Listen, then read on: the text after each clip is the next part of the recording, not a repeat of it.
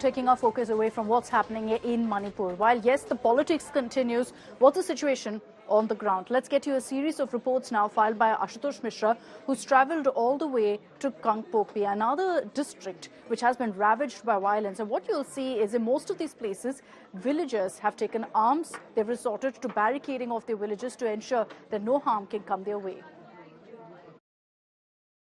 What you see here is no light of control, neither line of actual control, nor a buffer zone between two enemy nations. But this is a territory in Kangpokpi district of Manipur, where these boys, young boys, lined up behind me, many of them going to colleges, pursuing studies for first year, second years, many around 18 years of age, guarding their village territory. As this area divided between two communities, there is literally line of control and buffer zone to keep both communities at bay and far distance from each other, as they are now literally in a war zone. Remember, many of them are very young, have picked up weapons, and this explains the furious situation in Manipur, that how system failed these young boys who were supposed to be in colleges, in universities. Now they have picked up weapons. These are really disturbing images at ground zero in Manipur, in one district, and there you see most people all around the valley areas where the conflict has flared up between two communities. Wherever you have the territories, those areas which connects Meitei areas to the Kuki communities, you will see these kind of bunkers, these kind of trenches, these kind of line of control and buffer zone being guarded by the village defense force with heavily guarded. I'm barely can see anything right behind me, but all I'm entering now is a bunker made in this remote places of this district. I cannot name this village, and I'm advised by these villagers, but here do you see the bunkers.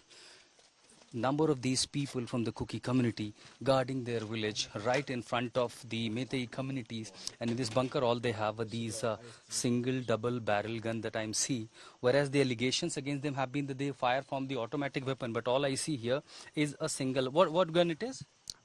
We call it cartouche. Cartouche gun. Yeah. It's a single barrel gun. Yes, sir. Is it licensed? Yeah, it's licensed. So all they say is a licensed weapon, and of course the sophisticated binocular that I see here. It's available in the market. It's available in the market. It's an open market. Yeah. So this is to keep your eye on your counterpart, your enemy. Of course, a protective shield, and these number of persons guarding their territory 24 hours. They have made even bullets here, and at a time you see all these places, while 4 or 5 of them doing guarding duty, few get time to relax with only one small fan. Most of time there are no electricity, and mosquitoes, of course snakes all around.